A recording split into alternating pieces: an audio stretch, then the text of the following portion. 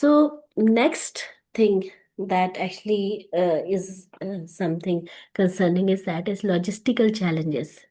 Logistical challenges are basically हमारे पास जो भी टेक्निकल हमारे साथ पास इश्यूज आते हैं, ठीक है। We have transportation difficulties, limited health care infrastructure, shortage of train personnel and geographic barriers. ये सारे के सारे मिलके क्या हमारे लिए कर रही हैं लॉजिस्टिकल चैलेंजेस। इसमें वन बाय वन अगर हम देखते हैं,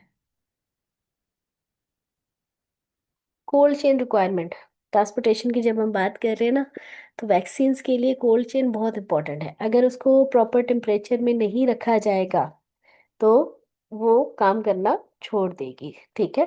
तो उनके लिए बहुत स्ट्रिक्ट टेम्परेचर चाहिए होता है। प्रोटीन्स हैं, उनको डीनेचर होने से बचाने के लिए ज़रूरी है कि जैसे कि हम एंटीजन की बात कर रहे हैं, हमारी थोड़ी सी भी जो टेम्परेचर की फ्लक्चुएशन है वो वैक्सीन को चेंज कर सकती है, और एंटीजन अगर चेंज हो जाएगा तो इम्यून रिस्पॉन्स नहीं आएगा। अगर हम ऐसी वैक्सीन की बात कर रहे हैं जो कि लाइव वैक्सीन है, तो वहाँ पे ये इशू आएगा कि वो शायद वायबल ना रहे। तो ये वैक्सीन जो है इनके लिए स्ट्रिक्ट टेम्परेचर कंट्रोल चाहिए होता है। टिपिकली हम 2 to 8 डिग्री सेंटीग्रेड जो हमारा फ्रिज का टेम्परेचर पे आ जाता है, उसमें हम इनको स्टोर करते हैं। Cold chain failure reduces vaccine effectiveness. कई दफा हम पोलियो के केसेस देखते हैं और हम कहते हैं जी वैक्सीनेशन हुई भी थी, स्टिल पोलियो का केस जो है वो आ गया। वो क्यों हुआ? क्योंकि प्रॉपर हैंडलिंग ऑफ वैक्सीन नहीं हुई भी होती है। तो जब प्रॉपर हैंडलिंग ऑफ वैक्सीन नहीं होती तो it will eventually lead to a vaccine that has no effectiveness or reduced effectiveness that will lead to infection। Manufacturing challenges की अगर बात की जाए तो हमारे पास कम्प्लेक्स प्रोडक्शन प्रोसेस है। अगर आप एक चीज़ है जिसको एक लिविंग थिंग है, हम वायरल वैक्सीन की अगर बात करें तो हमारे पास एक लिविंग थिंग है, या हम एक ऐसा part of the cell produce कर रहे हैं, एंटीजन प्रोड्यूस कर रहे हैं जो कि बहुत इंपॉर्टेंट है। तो उसके लिए हमारे जो प्रोडक्शन के प्रोसेसेस हैं, they have to be very accurate and they are very complex.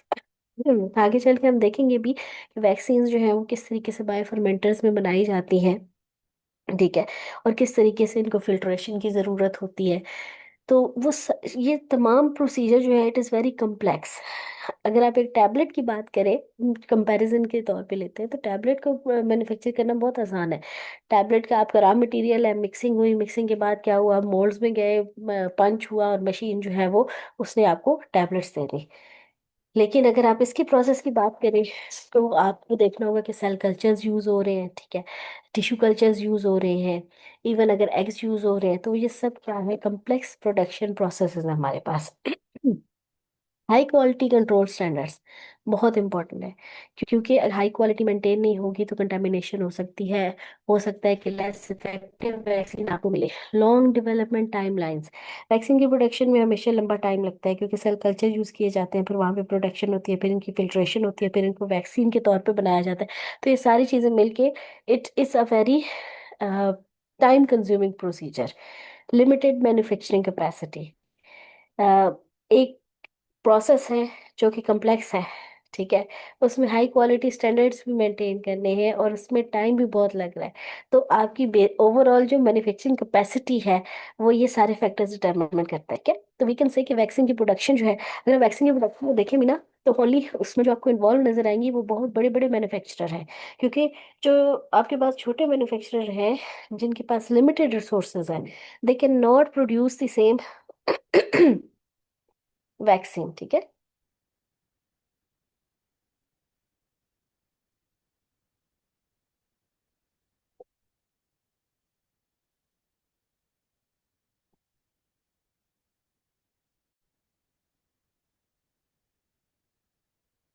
My apologies, एक सेकंड का जो ग्लिच है वो सारे सिस्टम को रीसेट कर देता है। तो normally I have very good connectivity, but for some reason आज जो है ना ये थोड़ा सा रीसेट हो गया। Let's continue.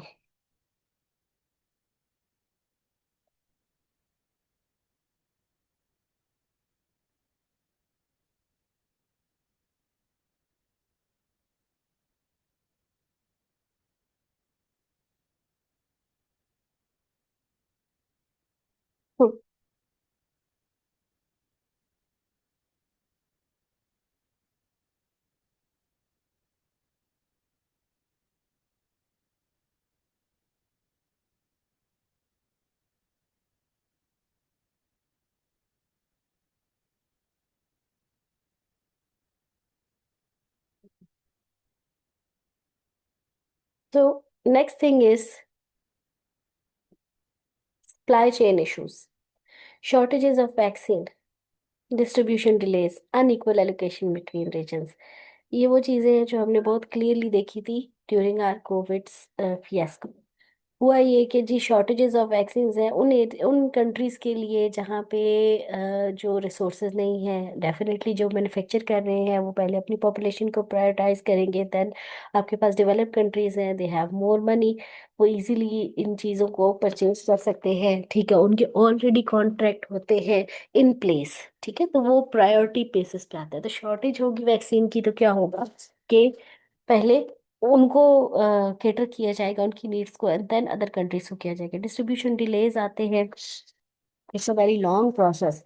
और फिर कोल्ड चेन और फिर इसकी ट्रांसपोर्टेशन, हर चीज़ को देखें तो डिस्ट्रीब्यूशन डिलेज इसके लिए एक कॉमन सी चीज़ है, जो कि कॉमन रिकरिंग इवेंट है। अनइक्वल एलोकेशन बिटवीन रीजन्स, जो अभी मैंने बात की कि जो अंडर डेवलप्ड कंट्रीज हैं वो हर एक की प्रायोरिटी लिस्ट पे हमेशा एट द एंड आएंगे। तो उन तक पहुंचते पहुंचते वैक्सीन जो है बहुत टाइम लग जाता है। तो ये एक बहुत बड़ा इशू है सप्लाई चेन का, कि पहले शॉर्टेज है तो उनको केटर किया जाएगा जिन जो के डेवलप कंट्रीज हैं।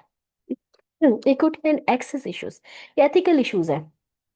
हम कहते हैं every human being is equal, लेकिन that is not the scenario on the ground. ठीक है, होता ये है कि low income countries they may lack access, sometimes they cannot purchase, sometimes they don't have the viable contract, sometimes जो manufacturing है वो क्योंकि वहां पे नहीं है, तो जिस कंट्री के अंदर है वो अपनी पॉपुलेशन के लिए पहले सर्व करेंगे और फिर दूसरे कंट्रीज को देंगे। ठीक है, अर्बन रूरल डिस्पैरिटीज। जब कोई भी चीज या कोई भी रिसोर्स आती है तो हमेशा क्या होता है कि अर्बन जो हमारी पॉपुलेशन है उसको हम क्या करते हैं कि प्रायोरिटी देते हैं। सेम चीज़ है जैसे लो इनकम और डेवलप्ड की हम बात करें तो अर्बन और रूरल डिस्पैरिटीज भी आती है, कि हम रूरल को बाद में देखते हैं और पहले हम अर्बन की जो नीड्स हैं उनको पूरा करते हैं। फाइनेंशियल एंड इंफ्रास्ट्रक्चर लिमिटेशंस, अब कुछ कंट्रीज का ये भी इशू है कि they don't have enough resources to buy और purchase the vaccines, and even if they have, they don't have the required infrastructure to, like supply chain नहीं है, कोल्ड चेन नहीं है उनके पास, बेचारों के पास डिस्ट्रीब्यूशन का प्रोसेस, डिस्ट्रीब्यूशन के लिए एक सिस्टम नहीं है कि वो सेम जो कि इफेक्टिव डिस्ट्रीब्यूशन कर सके। ठीक है, अ, अब होता यह है कि नॉर्मल जो हमारी सर्कमस्टांसेस हैं और जब हम कोई ऐसी पेंडेमिक को या किसी ऐसी डिजीज को हम जब कर रहे होते हैं, सॉरी, कन्फ्रंट कर रहे होते हैं, तो या फेस कर रहे होते हैं, तो उसमें ये होता है कि आपका इंफ्रास्ट्रक्चर आम इवेंट्स के लिए तो रेडी होता है, लेकिन किसी स्पेशल इवेंट के लिए इंफ्रास्ट्रक्चर लिमिटेशंस होती है। ठीक है, तो उनके पास एक सिस्टम इन प्लेस नहीं होता कि इजीली वो इन वैक्सीन्स को पॉपुलेशन तक पहुंचा सके या इनको स्टोर इवन कर सके। ठीक है, कॉस्ट ऑफ वैक्सीन बहुत इंपॉर्टेंट फैक्टर है। High research and development cost है, यही वजह है कि ओनली जो हमारे पास बड़ी कंपनियां हैं वो हाई जो वो इस रिसर्च और डेवलपमेंट प्रोसेस के अंदर इन्वॉल्व हैं। हम नाम सुनते थे, फाइजर है, जी उसकी स्पुतनिक थी। तो ये सारी जो जिनके पास एक प्रॉपर रिसर्च फंड मौजूद है, only they can bear this cost. ठीक है, तो होता ये है कि this is a highly costly process, क्योंकि not every vaccine is going to be successful. तो बहुत सारा पैसा इसमें इन्वॉल्व होता है और फिर इवेंचुअली जाके सक्सेस मिलती है। Procurement challenges for developing countries, of course जब वहाँ पे कंपनीज हैं, कंपनीज जहाँ से बेस्ड हैं, उनको पहले प्रोक्योरमेंट मिलेगी और फिर उसके बाद डिस्ट्रीब्यूट की जाएंगी डेवलपिंग कंट्रीज को। Role of global initiatives to improve access, बहुत सारी जगहों पे जैसे WHO है, हमारी ऑर्गेनाइजेशंस हैं जो कि इस इनइक्विटी को ख़त्म करने की कोशिश कर रहे हैं, जहाँ पे क्या करते हैं कि वो खुद फंडिंग करते हैं कि लोगों को वैक्सीन प्रोवाइड की जाए। इन ऐसे कंट्रीज जो कि अपने ओन पे इनको परचेज नहीं कर सकते, या उनके पास इतनी फाइनेंशियल स्टेबिलिटी नहीं है कि वो इनको परचेज कर सके, तो वहाँ पे ऐसी जो हमारी ग्लोबल इनिशिएटिव्स हैं कि वैक्सीन्स फॉर एवरीवन और क्योर फॉर एवरीवन, इस तरह के जो हमारे पास जो इनिशिएटिव्स होते हैं वो उनमें फंडिंग आती है, और उस फंडिंग की बेस पे एक्सेस को बेहतर किया जाता है। रेगुलेटरी चैलेंजेस आ जाते हैं, स्ट्रिक्ट अप्रूवल प्रोसेसेस हैं, when there is a living thing involve जो कि ह्यूमन बॉडी के अंदर जाके चेंजेस करेगी, या ह्यूमन बॉडी के अंदर जाके कुछ किसी चीज़ को स्टिमुलेट करेगी, तो ये एक अंडरस्टैंडेबल सी चीज़ है कि अप्रूवल प्रोसेस बहुत स्ट्रिक्ट होंगे। ठीक है। नीड फॉर क्लिनिकल ट्रायल्स, हम देख चुके हैं कि कितने प्रोलॉन्ग क्लिनिकल ट्रायल्स किए जाते हैं। पोस्ट मार्केटिंग सर्विलेंस रिक्वायरमेंट, एक दफ़ा मार्केट होने के बाद हम नॉर्मली क्या करते हैं कि हम सर्विलेंस नहीं करते आम ड्रग्स की, लेकिन यहाँ पे आपको क्या करना पड़ता है कि मार्केटिंग के बाद भी आपको सर्विलेंस जारी रखनी पड़ती है, to see if there are new side effects. ठीक है। कोई ऐसी चीज़ है जो ओवरलुक हो गई है, मोस्टली होती नहीं है, लेकिन जो न्यूअर साइड इफेक्ट्स आ गए हैं या किसी वजह से जेनेटिक मेकअप के चेंज की वजह से इफेक्टिवनेस कम हो गई है, तो इसको कॉन्स्टेंटली क्या किया जाता है, सर्विलेंस की जाती है। Then we have the ethical issues. Mandatory vaccination debates बहुत ज़्यादा इस वक्त जो है पूरी दुनिया में जो एक चीज़ डिबेट जिस पे चलती है वो है जी, वैक्स एंड एंटी वैक्स। क्या मैंडेटरी, जैसे हमारी तरफ अभी जो नई पॉलिसी है उसके मुताबिक अगर जब बच्चे का एडमिशन कराया जाएगा तो आपने वैक्सीनेशन सर्टिफिकेट दिखाना होता है कि ये फुली वैक्सीनेटेड है। ठीक है, तो ये क्या है, मैंडेटरी कर दिया गया है, पेरेंट्स को बाउंड कर दिया गया है कि they have to vaccinate their child. अगर वो बच्चे को स्कूल में एडमिशन दिलाना चाहते हैं तो उनका बच्चा वैक्सीनेटेड होना ज़रूरी है। इसको उसके साथ इसलिए जोड़ दिया क्योंकि लोग जो है वो वैक्सीनेशन नहीं करा रहे थे। अब ये क्या कर दिया गया है, लाजमी कर दिया गया है, मैंडेटरी कर दिया गया है। अब यहाँ पे बहुत सारे लोग हैं जो इस पे कहते हैं कि ये ह्यूमन राइट्स के अगेंस्ट है। I should be able to decide my own treatment और प्रोफाइल एक्सेस। ठीक है, तो लोग ये कहते हैं, पेरेंट्स कहते हैं जी हम अपने बच्चे के लिए क्या बेहतर है क्या बेहतर नहीं है ये गवर्नमेंट से डिसाइड नहीं करें बल्कि हम खुद डिसाइड करें। तो बहुत सारे डेवलपिंग कंट्रीज के अंदर पेरेंट्स हैव दिस चॉइस जहाँ पे वो नहीं करवाते। अब इवन पोलियो वैक्सीन के लिए अगर पोलियो वैक्सीन ना करवाई जाए, बच्चे को ना दी जाए, तो उस पर FIR है। ठीक है, तो ये जो मैंडेटरी वैक्सीनेशन डिबेट्स हैं ये दोनों तरफ है कि एक तरफ ये लोग इस पे डिबेट करते हैं कि ह्यूमन राइट्स के अगेंस्ट है, कि it should be our right to choose. ठीक है, और जो एंटी वैक्स वाले हैं, और दूसरे कहते हैं कि अ, अगर आप हर्ड इम्यूनिटी को देखें तो ये फॉर द बिगर वो बेनिफिट। ठीक है, पूरी पॉपुलेशन के बेनिफिट की बात हो रही है, ये सिर्फ एक पर्सन की नहीं है, इसलिए every individual should not be allowed to take this decision. ठीक है, हर्ड इम्यूनिटी के लिए जरूरी है कि हो सकता है आपका बच्चा सरवाइव कर जाए किसी डिजीज में, लेकिन अगर उस बच्चे वो बच्चा कैरियर है और वो दूसरे को डिजीज दे रहा है, तो हो सकता है कि दूसरा बच्चा जो है वो उसकी सिवियरिटी ज्यादा हो उसमें, तो ये कहीं ना कहीं उसकी ह्यूमन राइट्स भी क्या हो रहे हैं, वायलेट हो रहे हैं। तो ये एक बहुत लंबी डिबेट है जो कि ऑन गोइंग है फॉर years एंड years, और शायद बहुत सालों तक ये ऑन गोइंग ही रहेगी। Individual rights versus public health, allocation during limited supply, जब आपके पास एक लिमिटेड सप्लाई है तो किन लोगों को पहले देनी है। ठीक है, अब तो ये हो गया ना कि इसमें एथिकल इशू ये हो गया है कि जो आपके हाई रिस्क पॉपुलेशन होती है पहले उन्हें दिया जाता है। ठीक है, तो लेकिन उसमें भी किस तरीके से एलोकेट करना है। अब जैसे हमने देखा कि हेल्थ केयर जो इंडिविजुअल्स हैं, हेल्थ केयर हमारे प्रोफेशनल्स हैं, उनको पहले वैक्सीनेट किया गया। ठीक है, फिर आपकी जो एट रिस्क पॉपुलेशन थी उनको किया गया। तो ये एलोकेशन जो है ना वो किस तरीके से की जाएगी उसमें भी एथिकल इश्यूज हैं, क्योंकि जब हम कहते हैं ना every human being is equal, तो फिर they should have the same rights. तो यहाँ पे फिर एथिकल इश्यूज आ जाते हैं। Public trust essential for vaccination programs, जब तक लोग ट्रस्ट नहीं करेंगे they will always be refusing vaccination. Influence by transparency and communication. हम कहते हैं जी हम नॉलेज कैंपेन्स चलाएंगे, अवेयरनेस कैंपेन्स चलाएंगे लोगों को बताने के लिए कि इसके साइड इफेक्ट्स नहीं हैं। ठीक है। तो जितनी हम कह रहे हैं ना misinformation is out there, इतनी ही इंफॉर्मेशन देने की जरूरत है to counteract that. Role of healthcare professional is very important because those are the people who have experience, who has the knowledge and awareness, and they can impart this to the person जो भी इसमें involved है, like parents हैं, relatives हैं, कोई patient खुद है। ठीक है। तो उसमें role of healthcare professional is very important। Breakthrough infections, ये बहुत बड़ा एक इशू है। होता क्या है कि एक वैक्सीनेटेड पर्सन के अंदर इन्फेक्शन हो गई, क्वेश्चन होने लगता है कि अगर इसको भी हो रही है तो what's the point of vaccination. लेकिन ये बहुत कॉमन अक्रेस नहीं है, it happens once in a while.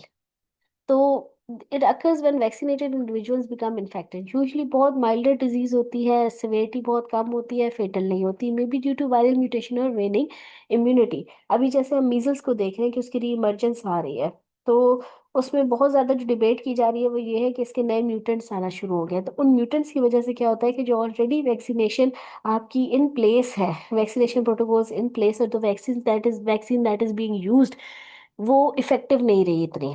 तो बहुत सारे जो है अभी रीइमर्जेंस हुई है। देन वी हैव लाइक हमारे पास जो कुछ डिजीजेस हैं जो कि ऑलरेडी हम कहते हैं कि जी हम ऑलमोस्ट ख़त्म हो चुकी है, लेकिन उनकी जो वैक्सीन के बाद भी वो लोग जो हैं वो इन्फेक्ट हो रहे होते हैं। तो उसमें क्या है कि इधर म्यूटेशन हो रही है या फिर इम्यूनिटी जो है वो कम हो रही है। हम्म। वैक्सीन इफेक्टिवनेस की बात करें तो दुनिया में कोई वैक्सीन ऐसी नहीं है जो कि 100% इफेक्टिव हो। आप अगर जाके देखें तो इट्स वेरी इंटरेस्टिंग कि आपको जी 85% टू 90%, 95%, लेकिन कोई भी वैक्सीन 100% इफेक्टिव नहीं है। तो क्यों नहीं है? डिफरेंट चीज़ें हैं उसके अंदर। हमेशा आपका जो जेनेटिक मेकअप है वो इसको इन्फ्लुएंस करेगा। Not every one is going to respond to a vaccine. तो it is influence by the host factors, के host genetic factors, host health factors, host का इम्यून रिस्पॉन्स, ये सब मैटर करेगा। एज, इम्यून स्टेटस, पैथोजन की variation भी, कि अगर उसके अंदर म्यूटेशन आ गई है, एक पर्सन है वो it's coming face to face with something that has already mutated, तो फिर वो सेम जो प्रोटेक्शन है वो उसको नहीं मिलेगी। वायरल वेरिएंट्स एंड म्यूटेशंस बहुत इंपॉर्टेंट है। हमने एक वैक्सीन बनाई, हमने उसको प्रोटोकॉल में डाल दिया, 5 साल तक इसकी वैक्सीनेशन इस पर्सन की होनी है, ठीक है। लेकिन पैथोजन जो है वो म्यूटेट करके, जैसे हम फ्लू वैक्सीन की बात करते हैं, इन्फ्लुएंजा की बात करते हैं, उसका मसला यही है कि हर दफ़ा होता है, हर सीजन में होता है, और हर सीजन में कई दफ़ा होता है। तो वो क्यों है? क्योंकि इट्स रेडिली म्यूटेटिंग। तो पैथोजेंस इजीली म्यूटेट कर जाते हैं, जिसकी वजह से जो वैक्सीन है उसकी इफेक्टिवनेस कम हो जाती है। तो हम कह सकते हैं कि development of vaccine is a continuous process. अगर ये आप फ्लू चाहते टेस्ट तो आफ्टर 10 इयर्स लगवाते हैं ना एक दफा। सॉरी प्लीज बेटा म्यूट करके बात करें। हम्म, मेरे लिए कोई क्वेश्चन तो नहीं था? क्वेश्चन वाज दैट कि फ्लू वैक्सीन तो हर 10 इयर्स के बाद उसको लगवाते हैं आई थिंक। 10 इयर्स के बाद नहीं लगवाई जाती बेटा। वैक्सीन जो है ना, और अगर आप देखो ना इन्फ्लुएंजा वैक्सीन, तो ये कॉमन ही इसी वजह से नहीं है क्योंकि लगवाने के बाद भी आपको कंप्लीट प्रोटेक्शन नहीं मिलती। इतनी ज़्यादा इसकी genotypes they are out there कि वैक्सीन का फ़ायदा जो है वो इतना ज़्यादा नहीं है। इसी वजह से ये कॉमन नहीं हुई, ना ही हमारे किसी भी वैक्सीनेशन जो हमारे प्रोटोकॉल्स है उसका हिस्सा बने। होता है ये है कि वैक्सीन जो हम दे रहे हैं फ्लू की, वो हाँ नॉर्मली हम देते हैं वैसे 10 साल के बाद ही है, लेकिन वो आपको प्रोटेक्शन नहीं देती। वो प्रोटेक्शन नहीं देती कि 10 साल तक वो प्रोटेक्शन भी देगी। ठीक है, क्योंकि नई स्ट्रेन्स आएंगी, और नई स्ट्रेन्स के आने के बाद आपकी बॉडी के अंदर वो सेम जो सिस्टम इम्यूनाइजेशन है वो नहीं होगी, जो उसके लिए आपको अगेन वैक्सीनेशन करानी पड़ती है। It's not effective. Booster doses, कई दफा क्या होता है, इम्यूनिटी मौजूद है बट इट्स लाइक कम होना शुरू हो गया। क्यों होता है? कि एंटीबॉडीज जो होती हैं, ठीक है। एंटीबॉडी का जो टाइटर है वो नीचे आना शुरू हो जाता है आपकी बॉडी के अंदर। ठीक है। तो जब एंटीबॉडी का टाइटर नीचे आता है, वो एंटीबॉडीज जिन्होंने उनको रिकग्नाइज करना है एंटीजन को, ठीक है, तो वो अगर उनका टाइटर कम हो जाएगा तो रिकग्निशन कम हो जाएगी, ऑटोमेटिकली क्या होगा, रिस्पॉन्स कम हो जाएगा। ठीक है। तो होता क्या है कि फिर क्या किया जाता है, बूस्टर डोज लगवा ली जाती है, कई साल बाद लगवाई जाती है, कई 3 साल बाद लगवाई जाती है, कई 10 साल बाद लगवाई जाती है। तो डिपेंड्स अपॉन कि किस तरह इम्यूनिटी जो है वो वेन हो रही है। Required to maintain immunity, used when immunity wanes over time. Important in many vaccination programs. Booster doses बहुत important होती है to keep that vaccinated status.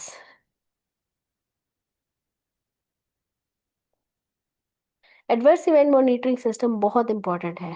National international reporting systems हमारे पास मौजूद होना ज़रूरी है, they should be in place, क्योंकि genetic makeup पे डिपेंड करता है, तो एवरी कंट्रीज डाटा मैटर्स। ठीक है। हो सकता है किसी और कंट्री की में वो साइड इफेक्ट ना आ रहा हो, लेकिन वही लेकिन हमारी पॉपुलेशन में वो मैनिफेस्ट हो रहा है। And then early detection of rare side effects, जो जैसे हमारे पास कोई रेयर साइड इफेक्ट्स है, कोई न्यूरोलॉजिकल इफेक्ट है, कोई भी इस तरह का इफेक्ट है, तो उसके लिए इन प्लेस सिस्टम होगा तो हमें अर्ली डिटेक्शन होगी। Then improve vaccine safety. अगर कोई चीज़ है जो बहुत ज़्यादा साइड इफेक्ट्स दे रही है, एडवर्स इवेंट शो कर रही है, तो फिर उसकी सेफ्टी जो है वो क्वेश्चनेबल हो जाती है। तो उसकी वैक्सीन की सेफ्टी को इम्प्रूव करने के लिए हमें कॉन्टिन्यूस सर्विलेंस करनी होती है।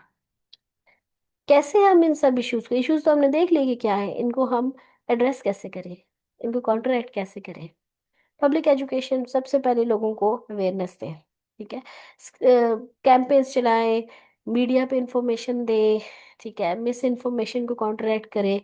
तो that is public education. Strengthening health system, आपका हेल्थ सिस्टम बेहतर होगा, एक्विटी होगी, एक्सेस होगी, तो डेफिनेटली वैक्सीन जो है उसकी जो डिस्ट्रीब्यूशन है वो बेहतर होगी, एक्सेस बेहतर होगी।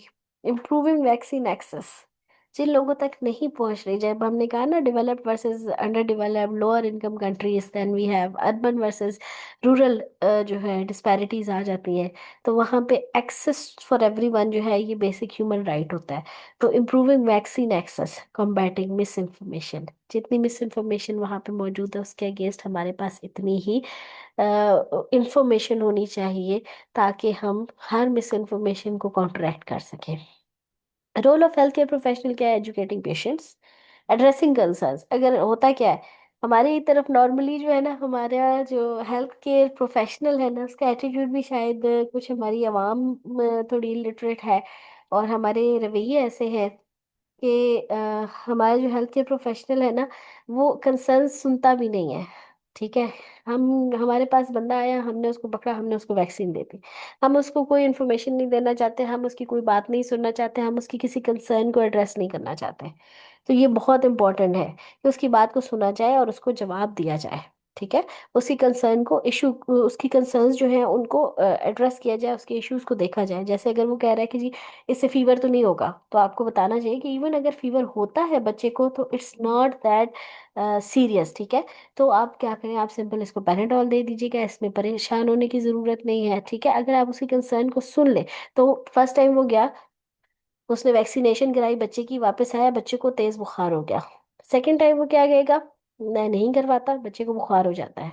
अब कंसर्न अगर वो आपके सामने ये चीज रख देता है कि जी बच्चे को फीवर होता है, इससे फीवर तो नहीं होता, तो आप उसको बताएंगे कि फीवर होगा, लेकिन वैक्सीन का रोल फीवर के अगेंस्ट अगर देखा जाए तो ये ज़्यादा इम्पोर्टेंट है। आपके बच्चे को लाइफ टाइम मिल जाएगी, एक प्रोटेक्शन मिल जाएगी, और फीवर तो उसका हो सकता है 24 आवर्स के अंदर रिजॉल्व हो जाए। अच्छा, प्रोमोटिंग वैक्सीन कॉन्फिडेंस, यही वो चीज़ें हैं जब आप नॉलेज देंगे तो जो आपकी जनरल पॉपुलेशन है उनका कॉन्फिडेंस वैक्सीन्स में बढ़ेगा।